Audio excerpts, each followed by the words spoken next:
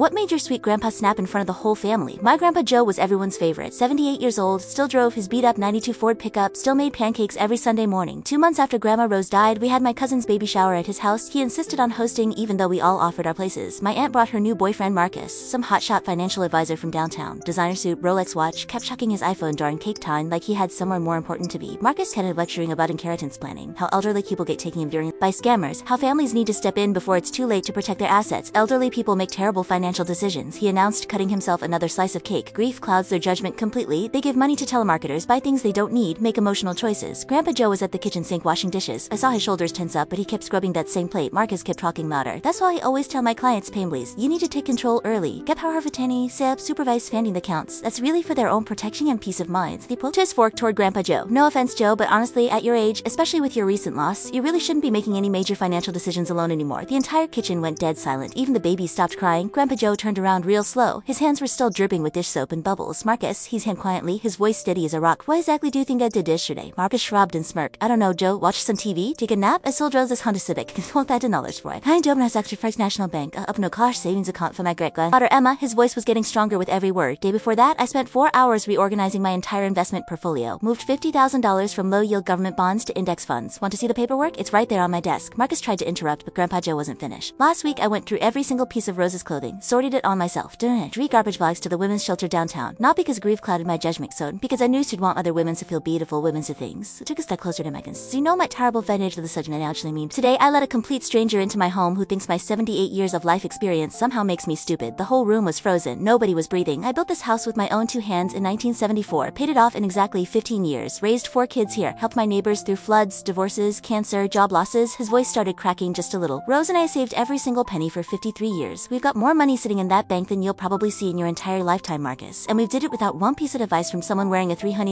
their tie. Marcus was turning bright red now, but here's what really gets under my skin about you, Marcus. You think losing the love of my life somehow made me weak and helpless. You're dead wrong about that. It made me dangerous. He grabbed the kitchen towel, dried his hands real slow, because now I've got absolutely nothing left to lose in this world, and I've got 53 years worth of fight stored up inside me with nowhere to put it. Grandpa Joe walked straight to the front door and opened it wide. Thanks for coming to my granddaughter's baby shower. Now get out of my house and don't overcome that. After Marcus left with his tail between his legs, Grandpa Joe sat down at his old kitchen table, the exact same table where he and Grandma Rose drank coffee together every single morning for 47 years. He looked at all of us sitting there and just smiled. Anyone want to see how that college fund's doing? Emma's money is already earning 4.2% interest. That was 3 years ago. Grandpa Joe still drives that same pickup truck, still makes pancakes every Sunday morning, and he just bought his great-granddaughter Emma her very first car last month, paid cash.